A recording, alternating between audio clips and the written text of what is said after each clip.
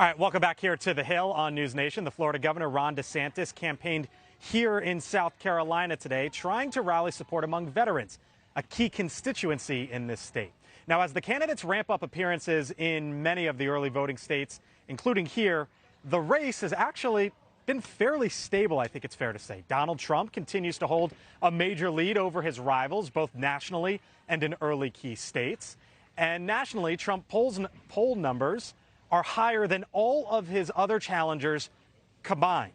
Now, several of his rivals are struggling to try to gain some momentum here. For example, the former Vice President Mike Pence spent almost the same amount as he took in the last 3 months. And the super PAC that is supporting Senator Tim Scott has canceled its fall ad buys, all of it, some $40 million. Mick, Bob Cusack, let's start with you. Mick, this is your home state. You've known Tim Scott for quite some time. The PAC, of course, is separate from the actual campaign, but that's not a good sign. No, it's not a good sign, but there's a little bit more depth and texture to it. The statement that came out from the super PAC said they were pulling the money down because they didn't think it was going to do any good. They've spent a bunch of money and haven't moved the needle. And what they said is it looks like people are just not ready right now to leave Donald Trump. Tim Scott still has a good bit of money. The last number I saw was that he was in second place with like $13 million. That was more than anybody else other than Donald Trump on the Republican side of the ledger.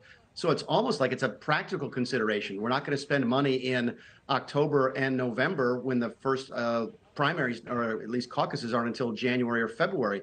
So it's not the same as Mike Pence, who's running out of money. It's not the same as, the folks like Asa Hutchinson, who I don't understand if they got any money to begin with.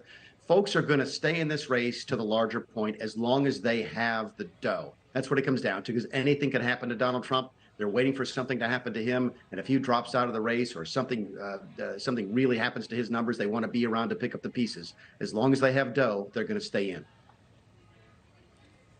But Bob, there's a question, as Mick just pointed out, exactly how much money Mike Pence has left. Where does he go from here? Listen, he's got a very difficult road. We are 3 months, less than that, to Iowa, and I think a number of these candidates, whether DeSantis has to do very well in Iowa, or he could be out, and certainly when you go down to South Carolina with Nikki Haley, and certainly Scott, they've got to do well. Remember, in 2016, Marco Rubio had some momentum, was trying to catch Trump, and what happened? They went to Florida, and Trump throttled him in Florida, and that was the end of Rubio. So you got to win your home state, and right now, as you mentioned, Blake, Trump is dominating these states. Yeah. Charlie, is it time for some of these candidates to get out? There's pressure on some of them to do just that. Well, of course. And by the way, with all this money, I'm not sure the timing of when they should spend this. But let me tell you what they should use the money for. They need to tear the bark off of Donald Trump. They have to knock down the top dog. I don't know what they're doing with their messaging, because right now, Trump is going to win this primary unless they give a strong reason to fire Donald Trump. They haven't been doing that. I mean, Chris Christie has, but he hasn't caught fire yet. But they're going to need to draw that sharp contrast. I just haven't seen it happen. They're going to need to use that money to message why Trump, is too great a risk for the Republican Party. And I have just not seen that from enough of them so far. All right. And then there's, on the other side, obviously we know President Biden is, that side of the race is just about over. But then there's been questions about this shadow campaign, whether or not Gavin Newsom, the California governor, has been running one. We know that he's going to be going to China in the upcoming weeks. And today, Gavin Newsom said, I'm going to be going to Israel as well. Here was the tweet he sent out, the post, whatever you want to call it.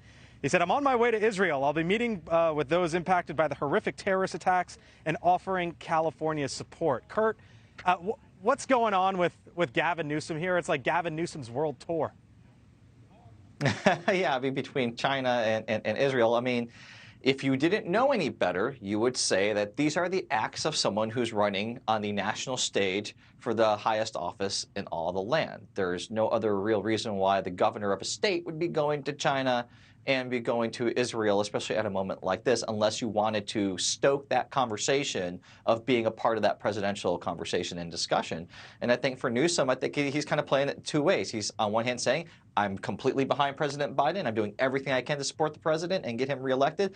But on the other, he has put himself in a position that if for some reason it ends up not being Joe Biden, again, a year's a long way from now, a lot can happen, he is positioning himself as the heir apparent to be the leading Democrat. Thanks for watching. Go to newsnationnow.com to find News Nation on your television provider. And don't forget to subscribe. Click the red button to get more of News Nation's fact-driven, unbiased coverage.